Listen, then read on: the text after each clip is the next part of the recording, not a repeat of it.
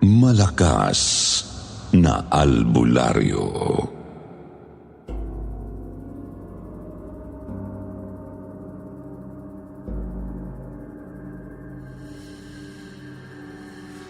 May mga oras na swerte tayo, pero may mga pagkakataong minamalas rin. Pero paano kung ang kamalasan ang maghahatid sa inyo ng swerte? Si Juicy nawalan ng trabaho, na-hold up, pero nakatanggap ng tawag na may pamana daw ang kanyang lola.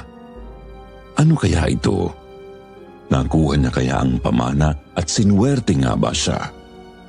O mas minalas pa lalo dahil sa nakakapangilabot na karanasan sa isang...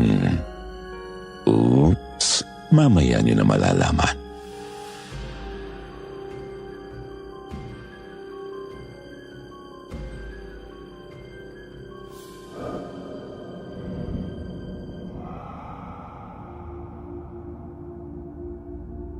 Sa sobrang dami kong kwento, Sir Jupiter, baka magka-series na tungkol sa akin dito sa channel nyo. Pero umpisahan natin sa naging karanasan ko noong 2003. Nung nakipagsapalaran ako sa Quezon City at naghirap, kaya umuwi rin sa probinsya sa Visayas. Ako nga po pala si Juicy. Magandang araw sa inyo, Sir Jupiter, at sa lahat ng mga nanonood at nakikinig ngayon saan mang sulok ng mundo. Nakaranas na ba kayo ng ganap na parang feeling nyo destiny talaga ang dahilan kung bakit nangyari? Di ba lahat naman ata tayo nakaramdam na ng ganon? Nagsimula ito sa isyu sa pinasukan ko nung restaurant sa Quezon City. Hindi ko na lang babanggitin ang pangalan. Cashier ang aking napwestuhan. Maayos naman ang araw na yun. Maraming tao, marami akong ini-entertain na customers.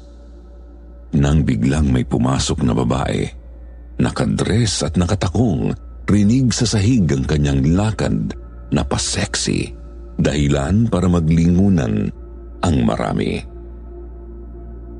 Si Miss yung tipo na lakad pa lang, alam mong maangas na umasta at mataray. Pula-pul ng makeup ang mukha, naka-shades pa na puso.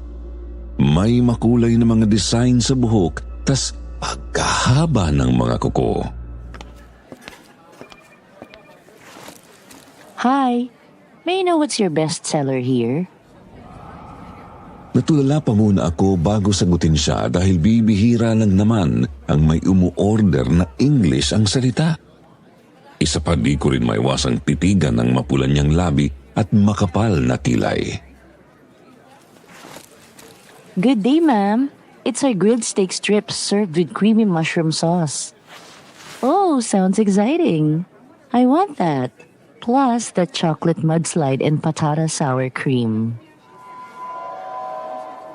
Nagkaabutan na kami ng pera at tiningnan ko pa siyang maglakad papunta sa uupuan niya. Pak na pak, astang sosyal si ma'am at pagkarating ng order niya, minuto lamang pong lumipas at doon na uminit ang tensyon sa paligid ng resto. Naging histerikal ang babae, eksenang akala mo'y sa TV mo lang makikita. Pero real life ito. Nagre-reklamo siya sa na-serve na steak sa kanya. Paano daw naging bestseller? Hindi naman masarap. Pumunta siya sa counter at doon nagsisigaw. Problematic si ma'am. Hindi ko alam kung saan siya nanggagaling. It's not worth the wait. Hilaw pa to. I'm returning it. Palitan niyo to. Ang manager na namin ang sumagot sa kanya. Sinabi nitong kung papapalitan, panibagong order at panibagong bayad na yun. We apologize if you don't like it, but it's unfair, miss. Bukod tanging ikaw lang ang nagreklamo. Many ordered that steak and nasarapan naman sila. Well, I'm always right. The food is trash. Hindi ko sasayangin ang pera ko para dito. Nagkataon, Sir Jupiter, na naroon din ang boss namin, ang may-ari ng restaurant. Narinig niya ang babae at nakipagsagutan na rin dito. Mas uminit pa po ang tensyon, nagtitinginan na ang mga tao, nagsisigawan na si boss at ang babae. Magkaharap sila sa may counter at nagduduruan at hindi ko in-expect na magkakasakitan sila. Naunang manampal ang babae at bilang ayaw magpatalo ng aming boss, gumanti siya at nagsampalan sila. Nasa bunutan pa ni boss ang babae at nahaplit ang dress nito. Natigil lang noong umawat na ang manager namin. Hindi po talaga makatarungan ang ginawa ng babae pero ang restaurant na pinagtatrabahuan ko ang napahamak. Kumalat ang isyu at nagreklamo pa sa pulis ang babae. Ang ending, pumangit ang reputasyon ng resto at sinabi ng mga tao na dapat daw customers are always right. Ilang araw matapos ang insidente, sinuspindi ang restaurant at nawalan ako ng trabaho. Mahirap makahanap ng trabaho noon lalo na sa katulad kong hindi graduate. Pagkatapos noon talagang pet sa di peligro. Hindi ko alam kung saan ako kukuha ng pambayad sa bills, sa renta sa apartment at sa ipapadala sa pamilya ko sa Negros. Kailangan ko ng pera. Sinisi ko talaga ang babae no dahil kundi dahil sa kanya, may trabaho pa sana ako. Ngunit parang itinadhana nga dahil ang susunod na pangyayari ay siyang ikinagulat ko. May tumawag sa cellphone kong dipindot. Nokia 3310. Number lang ito. Nung una, hindi ko muna sinagot dahil baka kung sino yun. Pero tumawag ulit, kaya pinindot ko na. Hello? Sino po sila? Hello, Juicy. Tita mo to. Kapatid ako ng papa mo. What? Anong pangalan nyo? Paano nyo po nakuha ang number ko? Ako ang Auntie Mary mo. Binunsuhan ako ni papa mo. Sa kanya ko rin nakuha ang number mo dahil may gusto akong sabihin sa'yo. Ano pong sasabihin niyo sa akin, ante? Patay na ang lola mo, iha. May pamana siya sa'yo na isinama niya sa kabaong. Bago siya mamatay, hiniling niyang hukayin mo ito. Kailangan mong umuwi dito. Weirdo sa akin ang tawag na yun. Hindi ko talaga kilala ang mga kapatid ni Papa at lalo na ang lola ko. Lumaki kami na ang lolo at lola na kilala ko lang ay sa side ng aking mama. Pero alam ko pong may mga kapatid si Papa. Sadyang hindi namin ito napag-uusapan. At nasanay na rin lamang ako sa ganon. Sinabi ko na lang kay Auntie Mary na pag-iisipan ko. Aaminin ko na unang pumasok agad sa isip ko ay baka kung anong kayamanan ang pamana ng lola ko. Kumbaga baka yun ang sagot sa problema ko. Baka kaya binigyan ako ng pagsubok ay dahil may darating palang swerte. Pero ang totoo, isinantabi ko yun. Hindi ko pwedeng i-risk ang buhay ko sa mga hindi ko naman kilala. Isa pa kung uuwi ako, wala rin akong pera na madadala kina mama at papa. Hindi naman pwedeng umuwi ako dahil sa dahilan lamang na yun.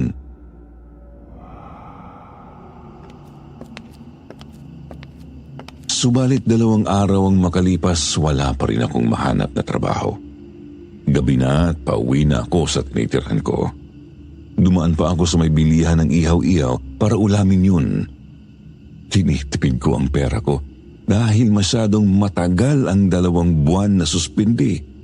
At isa pa, hindi ko rin talaga alam kung magbubukas pa ang restaurant dahil sa nangyaring ang issue. At kapag minamalas nga naman, na-hold up pa ako. Sa may binabaybay kong madilim na lugar, hindi ko napansin na may nakasunod na pala sa akin. Papalapit ang tunog ng yapak nga at bigla na lamang may mainit na hangin na dumampi sa tenga ko. Hold up nga raw, sabay tutok ng balisong sa tagiliran ko. Imbis naman laban, binigay ko na lang ang wallet ko na may lamang 2,000. Buti na lamang at hindi na niya hiningi pa ang cellphone at ibang gamit ko. Naisip ko noon na parang pinaparusahan talaga ako. Piling ko gusto ng lola ko na pauwiin talaga ako at hukayin ang kung anumang pamana niya. Sa punto pong yun, wala na akong pera talaga. Ang natitira lamang ay ang ipon ko sa alkansya mula noong unang sahod ko.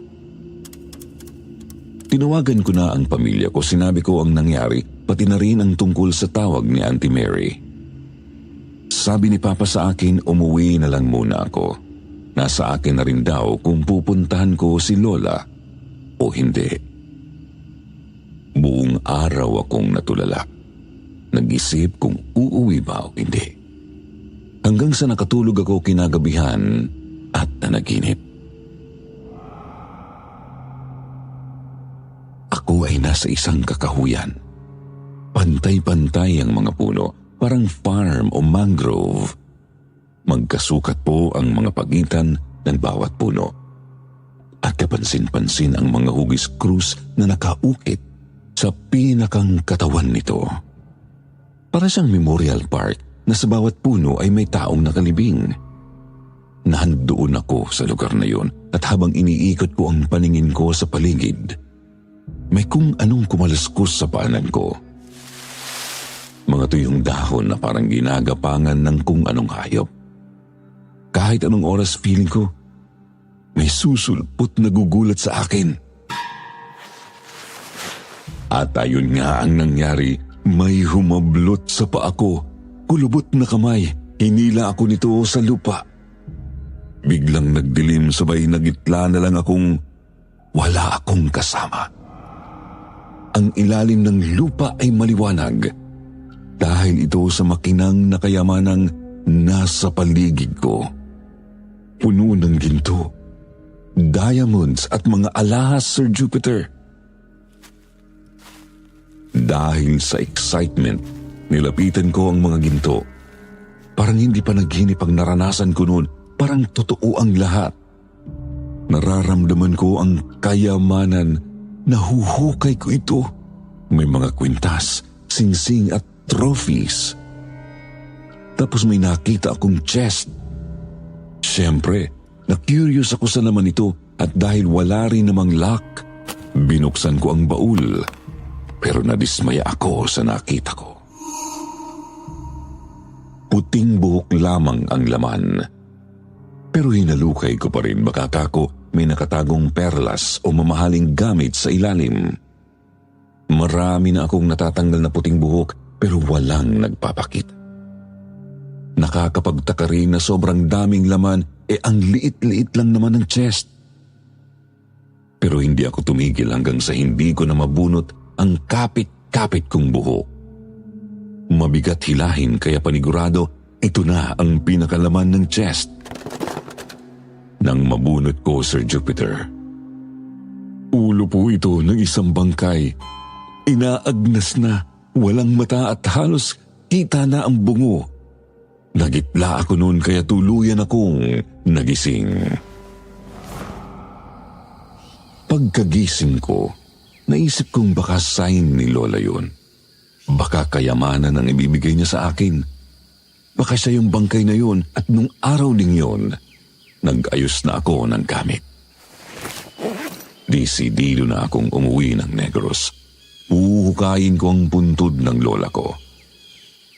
Nag-book agad ako ng flight. Ginamit ko ang perang inipon ko. Last money ko po yun kaya bahala na kung saan man ako pulutin. Pinagkatiwalaan ko muna si Destiny.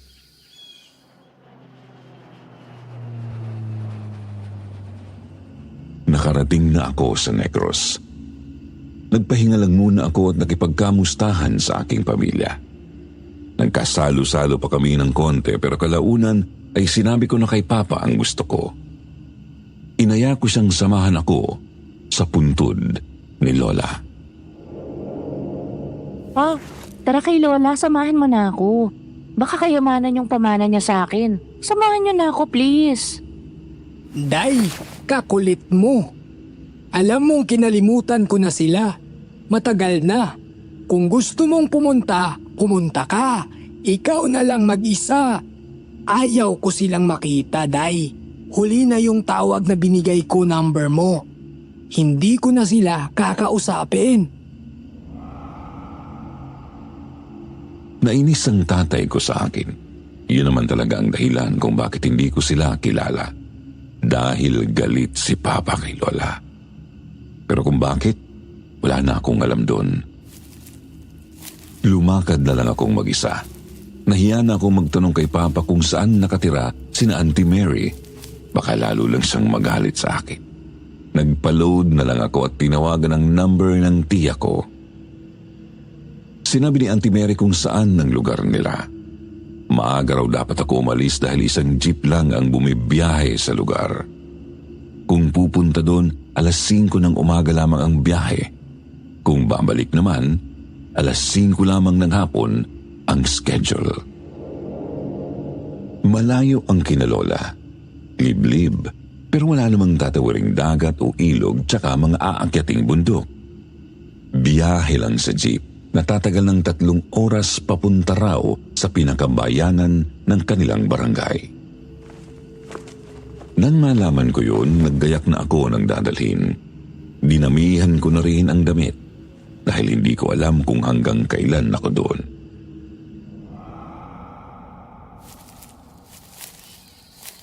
Kinabukasan, maaga akong nagpahatid kay Papa sa sakayan. Punuan ang jeep, pero ito yung jeep na pangmalayuan talaga. Malaki, maluwag at mataas. Ang gulong kasi nito ay gaya nung sa truck. Dapat lamang dahil dito rin isinasakay ang mga dinadalang gulay, isda at karne papunta sa lugar. Tawagin na lang natin ang lugar na Baybayin. Ayaw ko kasing banggitin dito yon at hindi ko pwedeng sabihin ang dahilan. Umakyat na ako sa jeep at nagpaalam kay Papa. Mahaba-habang biyahe papunta sa Baybayin, kaya tiyak na mangangawit ang mga tuhod ko dito. Bukod dun, mainit at siksikan pa sa loob. Amoy na amoy rin ang malansang isda at matinding ipot ng mga manok. Buti na lamang maganda ang tanawin kapag dumudungaw sa bintana. Yun ang pinagtuunan ko ng pansin para makalimutan ang ngalay at init na nararamdaman ko. Sa madadaanan may matatanaw kang dagat, tapos bangin, tapos malawak na palayan at mga matataas na bulubundukin. Minsan nakakahilo rin dahil sa palikulikong daan na hindi pa sementado. Rough road kaya masakit sa ulo at sa puwet. Napaisip pa ako nun kung tama ba ang naging desisyon ko. Pero nandun na eh. At makalipas nga ang 3 oras, nakarating ako sa Baybayin. Sa wakas, makakahinga na ang mga tuhod ko. Hinanap ko naman sa bayanan ang sakayan papunta sa bahay ng Auntie Mary ko. May trambihang masasakyan o kung sa iba ay tricycle yata ang tawag. Pero ito yung walang bubong. Parang sakayan ito ng mga itatransport na baboy. Ang kaibahan, may makapal at malapad na tabla na nakasangkal sa gitna na siyang inupuan ko. Mabilis lamang ang naging biyahe at kilala naman ng driver ang tiya ko. Naihatid niya ako sa bahay nito. Maluha-luha akong sinalubong ni Auntie Mary. Niyakap niya ako na parang close kami. Juicy, iha. Buti na isipan mong pumunta dito. Grabe, ngayon lamang kita nakita. Ang laki-laki mo na. Nung time na yon, di ko alam kung anong mararamdaman ko. Hindi naman ako nasasabik na makita ang tiya ko. Ang pamana ni Lola ang pinunta ko. Hindi rin malabo na ganyan siya dahil inaabangan niya rin ang pamana ko. Ewan ko ba? Dahil ayaw ni Papa sa kanila, parang mainit rin ang dugo ko. Pero siyempre, kailangan ko pa rin makisama. Ante, kumusta po kayo? Ngayon ko lang din po kayo nakita. Ano pa bang nangyari kay Lola? Hay nako, ayos lang iha. Pero ewan ko ba kay Papa mo at hindi ka dinadala dito sa amin? Wala naman kaming ginagawang masama. Ayun tuloy, hindi mo man lang nakita si Lola Krising mo. Namatay na siya sa katandaan. At talagang parang sinisisi niya pa si Papa dahil sa hindi namin pagpunta. Sasagot na sana ako noon na pwede naman silang pumunta sa amin, bakit hindi ginawa? Pero hinayaan ko na lamang at nagtanong-tanong pa ako tungkol kay Lola. Ba't pa ba raw ako ang napiling tagapagmana ni Lola? Mamaya na natin pag-usapan yan, Iha. Magpahinga ka muna. Ipakikilala kita sa mga pinsan at iba mo pang tito at tita pagkagising mo. Halos 9:00 na nga nang makarating ako sa baybayin, kaya umidlip na rin muna ako saglit dahil sa pagod. Presko naman ang lugar. Sa isang papag ako natulog. Walang malambot na kama at gawa lang sa kawayan. Ang bahay ni na auntie sementado pero hindi tapos. May mga bahaging nakahalo blocks pa lamang. Walang pintura at kisame.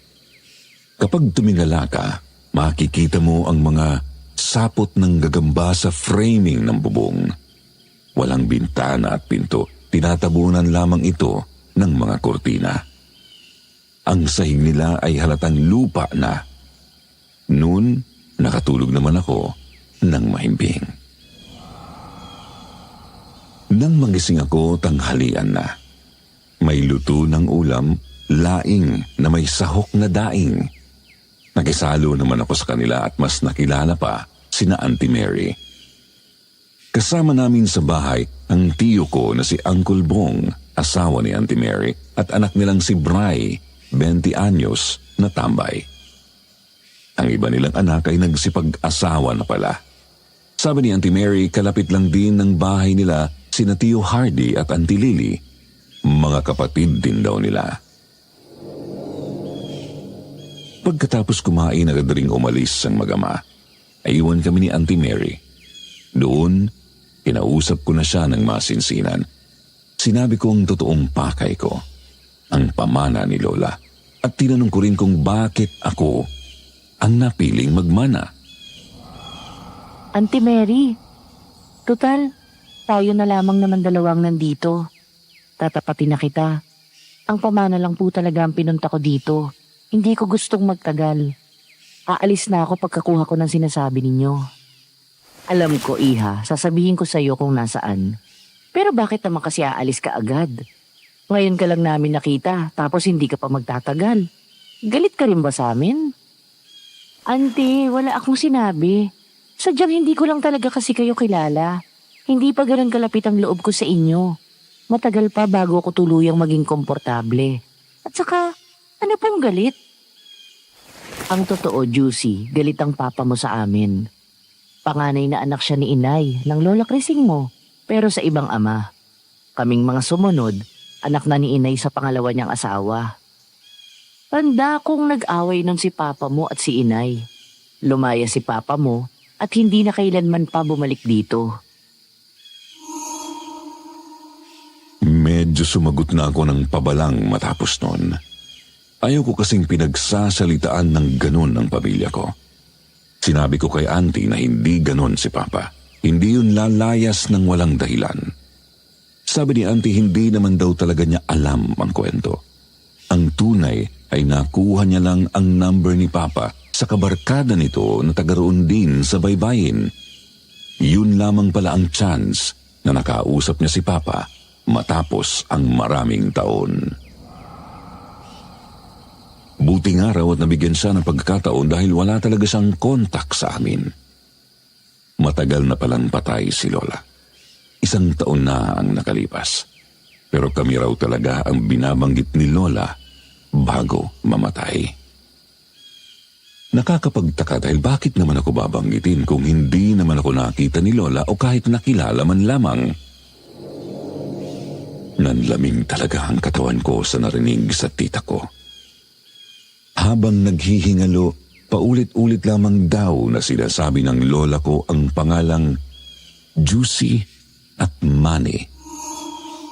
Alam nilang ang tinutukoy ni Lola ay si Papa, pero hindi nila kilala kung sino si Juicy. Hanggang sa ang naging huling habilin ay isama sa kabaong niya ang baul at ibigay daw ito kay Juicy. Hindi namin binuksan ang baul. Ipinagbili niyang para sa'yo lamang ito. Siyempre gusto naming malaman ang nasa loob pero hindi namin yun pinagtangkaan. Kakaiba si Inay. Weirdo at para bang galing sa ibang mundo. Anong kakaiba, ante? May mga kinakausap siyang hindi namin nakikita. Madalas din siyang nagsasalita na hindi namin naiintindihan.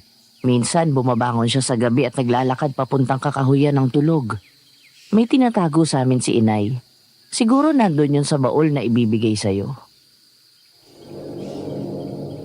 Mas lalo akong na-curious sa kung anong pamana ni Lola.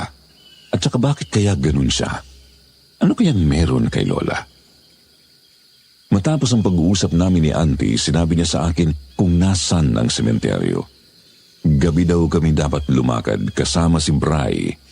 Alam ni Bri ang lugar at ang palatandaan, nag-iisa lang daw ang puntod ni Lola na nasa may puno ng mangga. Kinagabihan lumakad kami ni Bri. May dala-dala kaming pala, bolo, bareta o digging bar, tsaka flashlight. Nilakad lang namin pa sementeryo. Medyo malapit lamang naman. Kaso ang daanan ay hindi sementado. Sa magkabilang gilid ay maraming puno ng kawayan. Noong gabing yun, maliwanag dahil bilog ang buwan, pero binuksan pa rin ang flashlight. Malamig din ang simoy ng hangin. Nagsasayawa ng mga kawayan dahilan para magtunugan ito. Nakakatakot pa sa feeling kasi parang anumang oras may mapuputol. Pero ganun talaga ang tunog ng mga nahanginang kawayan. Wala na ring tao nung lumakad kami. Ang tanging ingay sa lugar ay alulong ng mga aso at huni ng mga kulinglig. Wala akong kinatatakutan sa daan dahil kasama ko naman si Bri na sa ulado ang lugar. At isa pa ang pupuntahan namin ay lugar ng mga patay. Mas nakakatakot pa dito ang buhay, lalo ng mga letseng huldaper. Nang makarating kami sa sementeryo, biglang dumilim dahil natabunan ng ulap ang buwan. Nakakabingi rin ng katahimikan. Siyempre, humawak na rin ako kay Bri para hindi mapahiwalay sa kanya. At sa wakas, narating namin ang buntod ni Lola. Noong una nagtaka pa nga ako dahil walang lapida. Krus lamang na kahoy ang naroon. Sabi ko baka kako ibang puntod ang napuntahan namin. Pero nasa may puno ng mangga naman ito at nag-iisa lamang. Sabi ni Bri wala pa talagang lapida dahil wala silang perang pambili. At sigurado rin naman siya na nitso ng aming lola iyon. Umupo kami saglit at ilang minuto lang ay nagsimula ng maghukay. Palingon-lingon rin ako sa paligid baka kasi may makakita sa amin. Mahirap na mapagkamalan pa kaming nagnanakaw ng bangkay. Buti na lang magaling maghukay si Bri. Nakita na agad namin ang kabaong ni Lola. Medyo marupok na rin ang semento ng nicho nito. Madali namin itong nabasag hanggang sa nakita ko na ang loob ng kabaong. Sabi ni Bri, may silver daw na takip ang baul, kaya masisinagan ito kung magpa-flashlight. Nang medyo malaki na ang butas, inilawan ko nga ang loob. Nakapagtataka na mayroon pa ring damit ang bangkay. Hindi rin ako sigurado kung talagang buto-buto na ba yun. At ang napansin ko talaga agad ay ang kumislap na ilaw. Ibig sabihin naroon nga ang baul. Nagpailam ako kay Bri at tinangka ko ng abutin ang baul. Kaso hindi ko napansin na may nakalabas palang bakal sa may baba ng butas. Gumuhit ito sa may ibaba ng braso ko. Mahaba at malalim ang sukat, kaya nagdugo ito at nabalatan. Sobra akong nasaktan noon at inilabas ko muna ang kamay ko dahil sa tumutulong dugo. Pinunit naman ni Bri ang damit niya para ibalot sa sugat ko. Doon, pinatabunan ko na muna ang hukay. Kailangan namin ng lagari sa bakal at babalik na lang kami kinabukasan. Nakauwi na kami at ginamot pa ni Auntie ang sugat ko. Nag-text rin ako kay Papa tungkol dito. Mabilis rin akong nakatulog dahil siguro sa nabawas na dugo saka hindi ko rin kaya ang sakit. Kinagabihan, lumakad ulit kami ni Bri para makuha na ang baul. Kakaiba ang pakiramdam ko ng gabing yon. Hindi bilog ang buwan kaya madilim na madilim. Ibang klase ang lamig ng hangin. Ramdam kong may masasamang mangyayari. Sinamahan pa ito ng nakakakilabot na alulong ng aso. Sa may kawayanan, sinabi ko kay Bri na umuwi na lamang kami. Nagdahilan akong masama ang pakiramdam, pero ang totoo ay natatakot na ako. Ngunit sabi ni Bri, bibilisan na lang daw namin. Malapit na rin kasi sa sementeryo, kaya pumayag na rin ako. Sabi ko sa sarili ko, kasama ko si Bri, kaya hindi ako dapat matakot. Nakarating kami ng sementeryo at laking gulat namin nang mawala ang nahukay namin. Walang nakatambak na lupa, wala na ring laman ang simento. Walang buto, walang kahit ano. Butas lamang ito na parang lilibingan pa lamang. Hindi naman kami nagkamali dahil tinandaan namin ang mismong puntod at naroon pa rin ang nilagay naming kahoy. Paano kaya nangyari yun?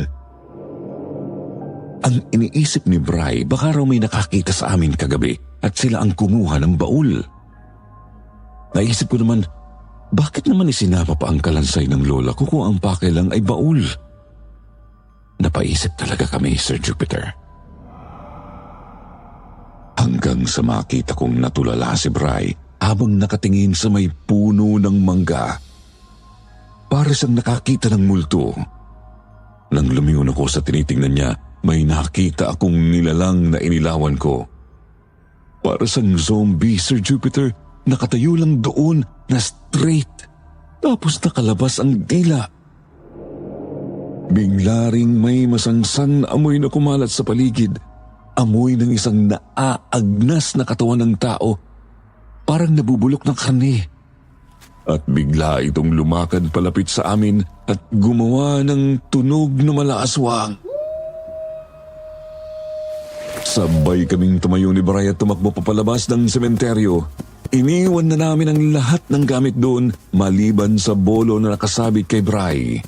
Napatama pa si Bri sa may bakal at dumugo ang kanyang tuhod. Pero bahala na, walang lingon-lingon. Ininda ni Bri ang sugat niya. Kumaripas kami at ramdam naming mabilis rin kaming hinabol ng nilalang na yon. Sa isip ko, alam kong katapusan na naming dalawa. Kahit anong oras kasi, pwede na akong bumigay at mapagod, gawa rin ng sugat ko sa braso. Sa may kawayanan, sumigaw si Bri na lilituhin namin ang nilalang. Mag-iiba raw siya ng daan. Sasagot pa lang sana akong huwag na pero humiwalay na si Bri at sa kanya nga sumunod ang halimaw dahil siguro sa dugong tumutulo sa kanya. Ako naman diniretso ko ang daan hanggang sa makarating ako sa mga bahay-bahay. Dire-diretso akong tumakbo hanggang sa makapunta sa bahay ni na Auntie Mary. Habang hingal na hingal, sinabi ko sa kanila ang nangyari sa amin ni Bri. Ante, may halimaw! Hinahabol si Bri! Ha? Anong halimaw, Juicy? Nasaan ang anak ko? Parang aswang, Auntie Mary. Nakita namin sa sementeryo. Humiwalay si Bri sa akin. Nagpahabol siya dito. Hinanap ni Uncle Bong ang itak niya. Lumabas kami at hinanap namin si Bri. Nakarating na kami sa kawayanan sa kakahanap kay Bri. Nagtatahula ng mga aso. May ilang kapitbahay rin na sinamahan na kami. Pero ni Anino ni Bri hindi nagpapakita. Palagay ko noon baka naligaw na si Bri o nakain na ng halimaw na yun. Umuwi muna kami at napagdesisyonan na kinabukasan na lang ulit maghanap. Pero hindi ako nakatulog ng maayos. Pati sina Auntie at uncle. Nangangamba kami sa kalagayan ni Bri. At maya-maya hindi ko na namalayang napapikit na ako. Kinaumagahan, wala sa bahay si auntie at si uncle pagkagising ko. At maingay sa may labas ng bahay. Rinig ko rin na parang may nag-iiyakan sa labas. Bumungad sa akin ang nagkukumpulang tao. May nakikita rin akong caution tape at mga pulis. Sinubukan ko makipagsiksikan para tignan kung ano ang nangyayari. At sa bandang gitna, naroon si Auntie Mary at Uncle Ben, naglulupasay. Pinapakalma sila ni na Tio Hardy at Auntie Lily at ng iba pa naming kamag-anak. May nakahilatang bangkay sa gitna. May tabon na telang puti. Hindi ko pa alam kung sino ang naroon, pero base sa reaksyon ni na Auntie noon, alam kong si Bri ang patay. Tumigil ang mundo ko. Naisip kong ako ang dahilan ng pagkamatay ni Bri.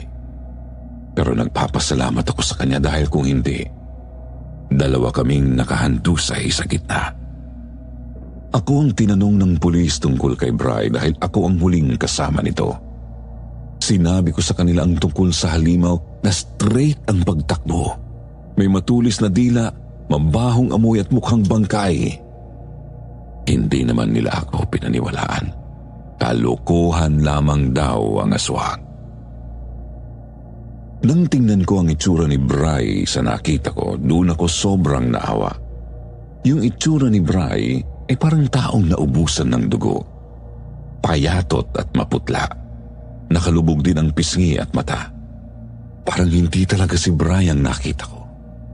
Sinabi ko sa mga pulis na kung hindi halimaw ang gumawa nito kay Bri, kaya bang gawin yan ng mga tao?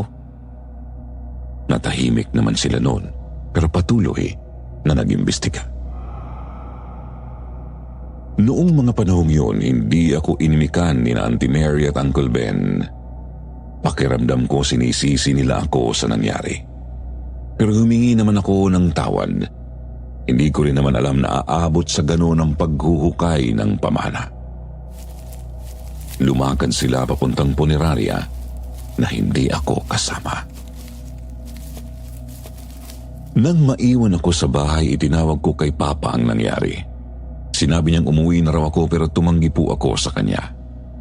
Sa puntong yun, alam kong hindi ko pwedeng iwan si Auntie Mary.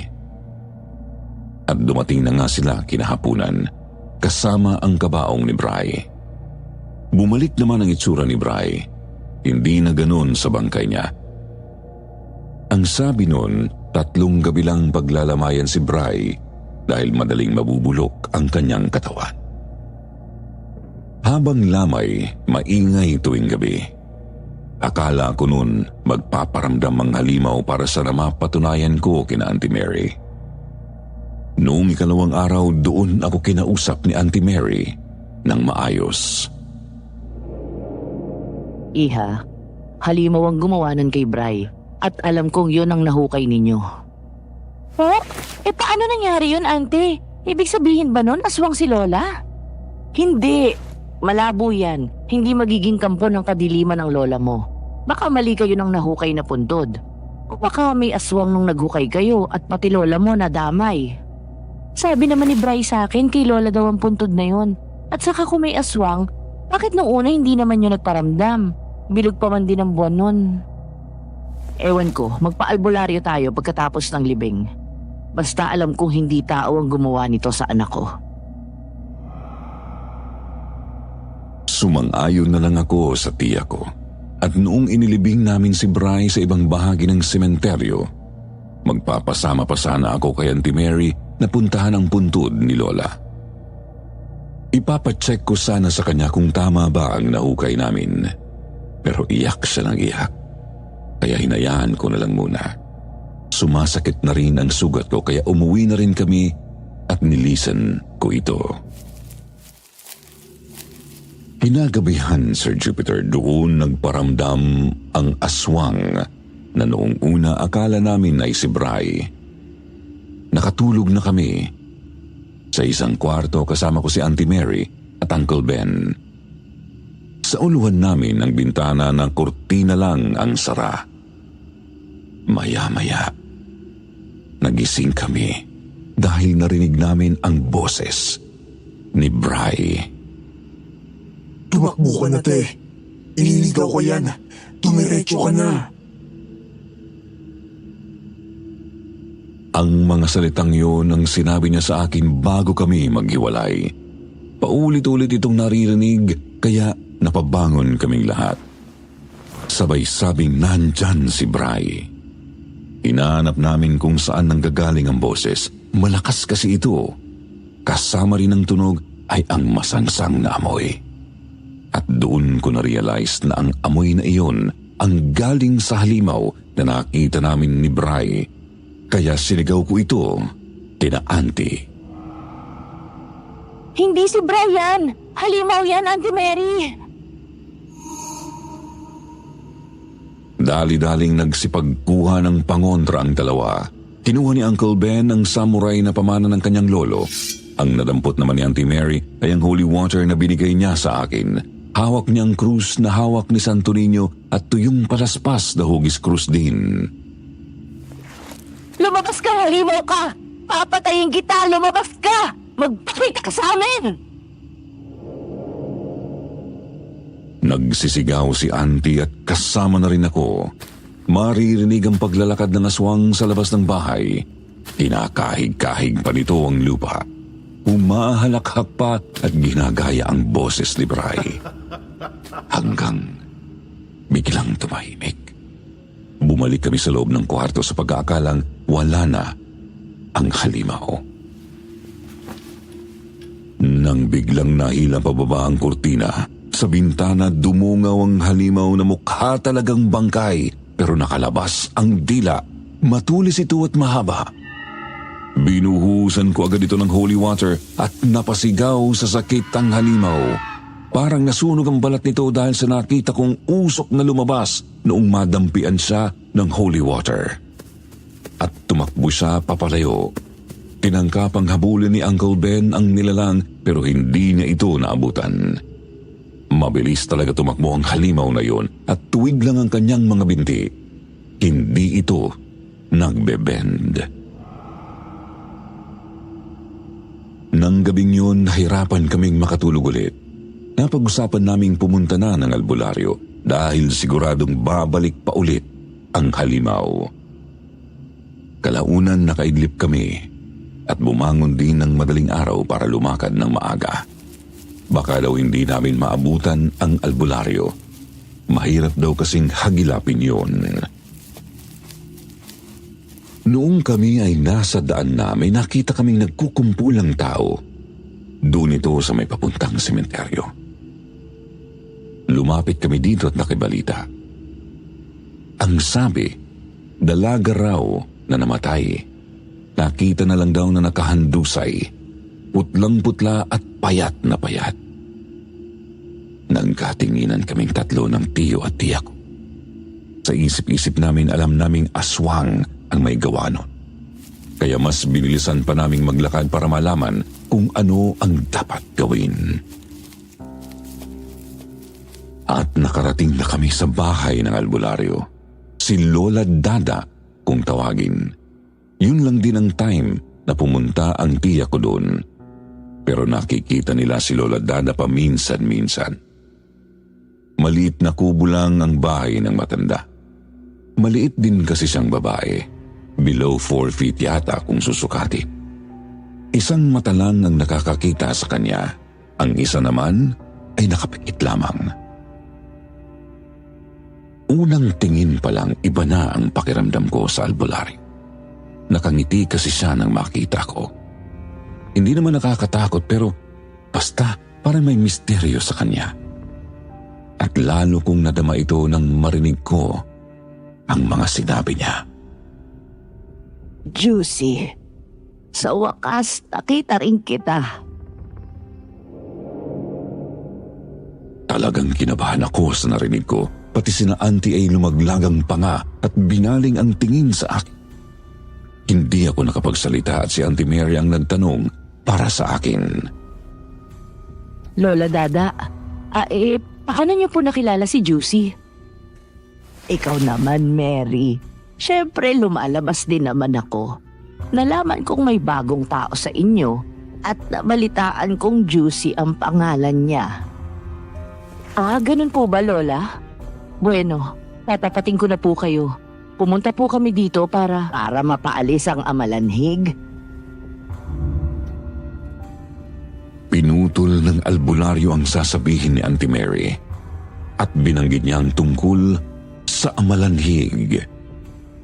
Pangalan na hindi pa namin naririnig sa tanang buhay namin maliban noong time na yun. Tinanong namin kay Lola kung ano ang amalanhig. Ito raw ang nilalang na nanggugulo sa baybayin ngayon. Yun ang pumatay kay Bri at sa dalaga ngayong umaga. Ang amalanhig pala ay lahi ng aswang na nabubuhay sa dugo ng tao. Nagiging bangkay sila kapag wala ng mainom na dugo, pero bumabalik ang pagkaaswang kapag nakatikim ulit. Para daw itong vampira, may straight na legs at hindi bumabalikot kahit habang naglalakad. Mabaho din ang amoy nito dahil nga bangkay at may matulis na tila. Ang tunog ay sa normal na aswang, pero kaya nitong gumaya ng boses ng kanyang nabiktima. Sakto ang description ni Lola sa nakita ko nung gabi sa sementeryo at sa naramdaman namin sa bahay. At maging ang pagpunta ko doon ay alam niya. Nakita niya raw kaming naglakad papunta doon ni Bri. Maling bangkay ang nahukay niyo ni Bri, Apo. Malamang sa malamang, napatakan ng dugo ng sugat mo ang bibig ng amalanhig, kaya nakabangon ito. Pero wag mong isiping kasalanan mo yun. Nangyari ito ng may dahilan. Ano pong dahilan? Malalaman mo rin mismo yon, Juicy. Pagtapos ng pangaral ni Lola, kinuha na niya ang mga gamit niya at sinabi niyang pupunta siya sa bahay ni na Auntie Mary. Gagawa raw siya ng ritual para hindi na muling pumunta ang amalanhig sa bahay. Ang kaso, sa ngayon ay hindi pa niya kayang patayin ang amalanhig na mag-isa. Kailangan daw na may katulong na may taglay rin na kapangyarihan sa panggagamot. Nang makarating kami sa bahay, may 10:00 na rin. Inihanda na ni Lola Dada ang kanyang gagamitin. May sinunog siyang dahon ng makabuhay na pinahira ng langis. Sinamahan niya ito ng maliliit na kahoy mula sa iba't ibang puno. At nakapagtataka na mausok ito. Pinalibutan ng usok ang bahay ni Auntie Mary at may hinawakang gamit si Lola Dada.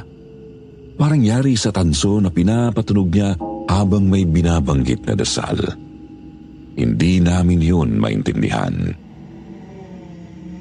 At habang siya ay nagdadasal, maririnig sa paligid ang tunog na parang kinakatay na baboy. Parang boses ng dalaga na umiiyak sa sakit. Malakas na malakas ito at nakita kong ngumingiti ang albularyo habang naririnig ito. Siguro ang amalanhig yun na natataboy niya dahil sa tunog ng tanso at amoy ng usok. Maya-maya pa, dumating si Papa. Hindi siya nakatiis at sinundo niya ako. Hindi man lamang kinamusta ni Papa sina Auntie Mary. Dali-dali niyang pinakuha ang gamit ko at hindi na rin ako nakapagpaalam. Umalis kami kina Auntie Mary at sa may bayan na lamang naghintay ng jeep. Saka ko na lang rin tinawagan si Auntie Mary pagka-uwi ng bahay. Sabi nila ayos naman na raw. Pinapasabi nga raw ni Lola Dada na bumalik ako doon. Dahil sa narinig ko na panatag naman ako, pero bad trip pa rin ako dahil hindi man lang ako hinayaang magpaalam ni Papa. At saka iniisip ko pa rin na ako ang punot dulo ng lahat. Ako ang dahilan kung bakit namatay si Bri. Noong gabing yun, sinisisi ko ang sarili ko. Naglugmok lang ako sa kwarto at inisip kung kailan ako makakabalik sa baybayin para malaman ang tungkol sa pamana ng Lola Crising ko. Hanggang sa marinig ko ang boses ni Bray at ng isang dalaga. Alam kong ang amalanhig na yon, kaya bumangon ako para sabihin, "Tina Papa." Tulungan niyo po ako! Tulong! Tumakbo ka na, te. Iniligaw ko yan. Tumiretso ka na. Paulit-ulit ang tunog na yan sa bahay kaya nagtaka na rin ang pamilya ko. Sinabi ko sa kanilang aswang ang gumagawa niyan. Kasabay nito, sumimoy din ang malansang amoy. Amoy ng dugo at nabubulok na katawan. Kinuha ko ang holy water namin sa may altar ng bahay at lumabas para isaboy ito palibot ng bahay. Kita ko ang mga patak ng dugo na nakahilera sa gilid ng bahay namin at pagkatapos kong maikalat ang holy water, nawala naman ang tunog at amoy. Hindi ako nakontento. Umanap ako ng armas para habulin ang amalanhig. Sa puntong yun, pinipigilan na ako ni Papa. Pero ayaw kong magpapigil. Pinapaulit-ulit ko sa kanya na ako ang punteriya ng aswang kaya ako ang papatay dito. Pero pilit akong inaawat ng tatay ko. Tumigil ka sa kaibangan mo, Josie. Ano bang ginawa sa'yo ng mga iyon, Day? Anong pinakain nila sa'yo? Talaga ba, Pa? Sa tingin mo ba nababaliw na ako? Kung hindi dahil sa akin, hindi mamamatay ang pinsan ko. Wala sana ang lecheng halimaw na yan. Kung sana nakilala ko ng mas maaga si Lola, hindi sana nangyari to. Bakit ba ayaw mo sa kanila, Pa? Ano ba talagang nangyari? Hindi ko na napigilan pa ang sarili ko na sabihin ang bagay na yan. Iniisip ko kasing kung nakilala ko si Lola agad, wala sanang pamana. Walang huhukaying bangkay. Hindi sana ako muwi. Hindi sana namatay si Bray. Wala sanang nadamay at wala sanang amalanhig. Pero doon din ipinagtapat ni Papa ang lahat. Hindi daw niya itinuturing na nanay si Lola dahil hindi ito nagpakananay sa kanya. Magmula nang mamatay ang unang asawa ni Lola, sinisi daw si Papa. At naramdaman niyang kinalimutan siya ni Lola matapos mag-asawa ng panibago. Laging hindi nila kasabay kumain si Papa. Hindi binibilhan ng gusto at laging inuutusan. Dumating sa punto na pati paghiga ni Papa para magpahinga ay kasalanan na para kay Lola. Kaya napuno si Papa at naglayas. Nang marinig ko yun, wala akong ibang ginawa kundi yakapin si Papa at humingi ng tawad. At sinabi ko rin sa kanya ang kailangan kong gawin. Pero Pa, maniwala kayo. Totoo ang amalanhig. Ako mismo ang nakakita dito. Kailangan ito mapaslang. Bumalik tayo sa baybayin. Oo, talagang sasama ako sa'yo. Hindi kita pwedeng pabayaang mapahamak. Kinabukasan, bumalik kami at dumiretso na agad kay Lola Dada. Doon ko lang nalaman na ninang pala ni Papa si Lola Dada. Ibig sabihin, magkaibigan sina Lola Crising at Lola Dada. Nagtataka ka ba, Apo? Oo, kaibigan ako ng lola mo. At alam ko ang tungkol sa pinapahukay niya sa'yo. Ano ba uunahin natin? Patayin ang amalanhig o ang tungkol sa lola mo? Sinabi ko kay Lola Dada na unahin namin ang amalanhig. At dahil maaga pa noon, inihanda namin ang gagamitin para paslangin ang aswang. Tumulong rin si Papa sa pagputol ng mga maliliit na sanga ng kahoy na pinapakuha ni Lola Dada. Mula daw dapat sa mangga, kamyas, maliit na gemelina, akasya at marami pang iba.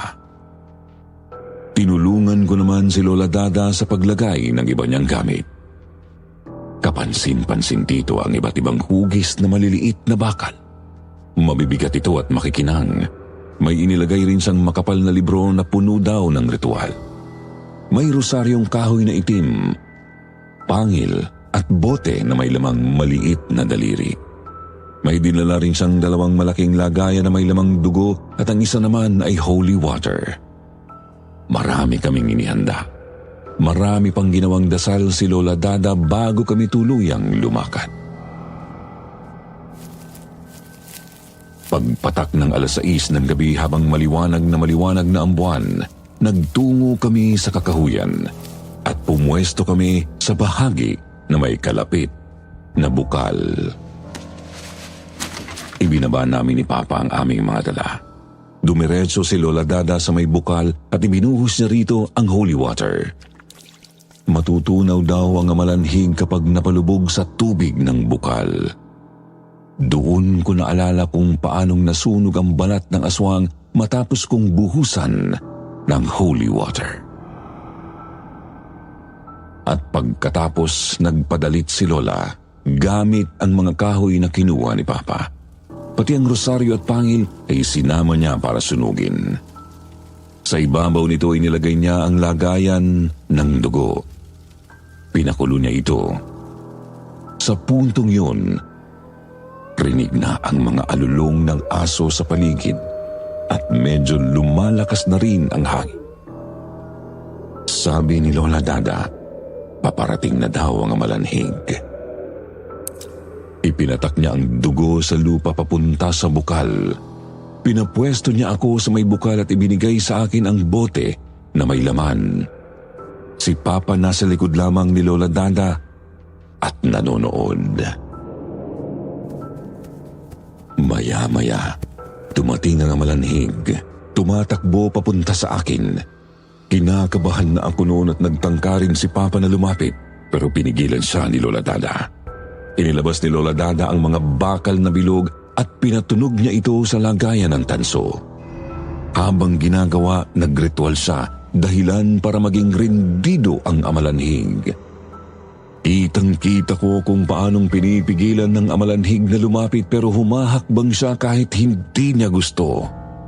Ang tunog niya ay parang nahihirapang umiri at lumalabas-labas din ang kanyang dila. Takot na takot ang amalanhig sa bukal na nasa likod ko pero patuloy siya sa paggalaw papunta doon. Napakalakas ni Lola Dada sa kabila ng edad niya. Sobrang lakas na albularyo. Lahat ng nakita ko parang magic. Hanggang sa malapit na sa akin ang amalanhig. Sa pagtahimik ni Lola Dada, saka rin ako tumakbo. Hahabol pa sana ang amalanhig pero nagawa siyang matadyakan ni Papa papunta sa bukal.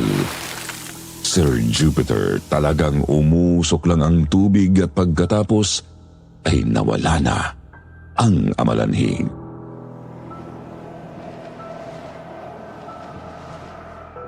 Umuwi kami noon na masaya.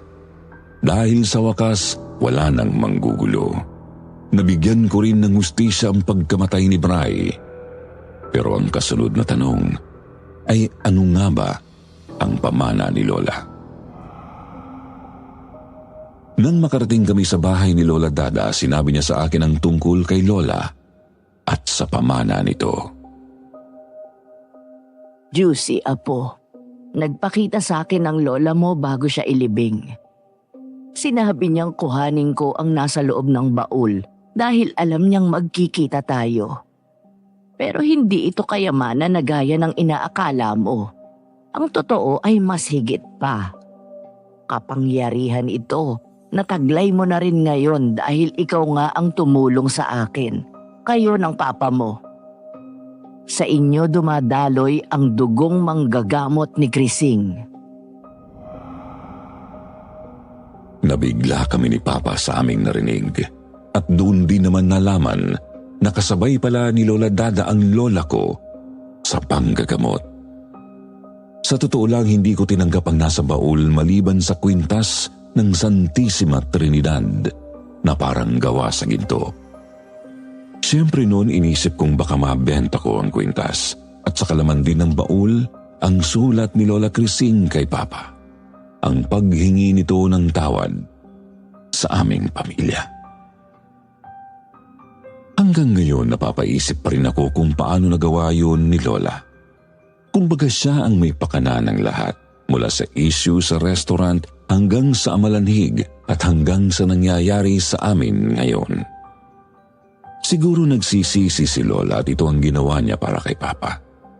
Ngayon kasi, buhay pa rin si Papa sa edad na 78 years old. Buhay pa rin si Auntie Mary at iba pa nilang kapatid kahit na may mga pangit na nangyari. Sa huli ay nagkabati ang aming pamilya. Naging close kami sa mga half-siblings ng Papa ko. Ngayon nakakausap ko pa rin ang ilan sa mga pinsan ko. Hindi ako nakatanggap ng yaman pero nasa akin pa rin ang Santissima Trinidad. Siyempre hindi ko na ito ibebenta dahil parang may dala siyang swerte. Maayos na ang buhay ko ngayon. Nakapagpatayo ako ng steakhouse dito sa Visayas. Pero ayaw kong sabihin ang pangalan para rin sa privacy ko. Sir Jupiter, maraming salamat sa pagbabasa ng aking kwento pero iniisip ko pa rin kung gaano kalakas si Lola Dada. At sigurado ako, ganon din si Lola Crising, kaya nagawa niyang mangyari yun. Ibang klase talagang matatanda noong una, no? May ganon din po ba sa inyo, mga ka-SB?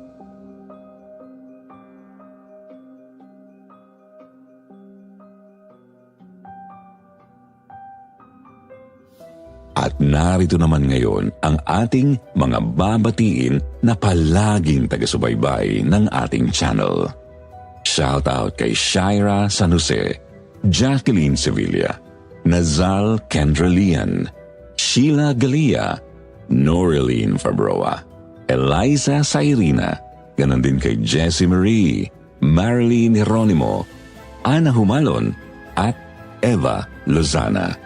Maraming salamat po sa inyong pakikinig. Sa mga nagpapabati at nagpapa-shoutout na hindi pa nababanggit, huwag po kayong mag-alala. Sa susunod, kayo naman po. Kaya sa mga gusto ring magpa-shoutout, mag-comment kayo sa comment section para ma-shoutout din ang inyong mga pangalan. Muli po, mula sa bumubuo ng kwentong takipsilim, Sitio Bangungot at Sitio Pangil. Ito po ang inyong lingkod, Jupiter Torres, nagpapasalamat.